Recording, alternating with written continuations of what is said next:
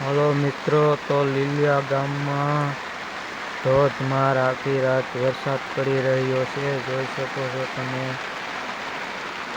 પૂરમાં પૂર કાઢી નાખ્યા. તમને બતાવું છું. જોઈ શકો છો વરસાદ પડી રહ્યો છે. બધું આખી રાત વરસાદ રહ્યો છે લીલિયા ગામમાં. જોઈ શકો છો તમે આખી રાત. આ તો રેતી છે એટલે કાંઈ દેખાતું નથી. રેતી હોય તો રેતીમાં તો કંઈ ન દેખાય.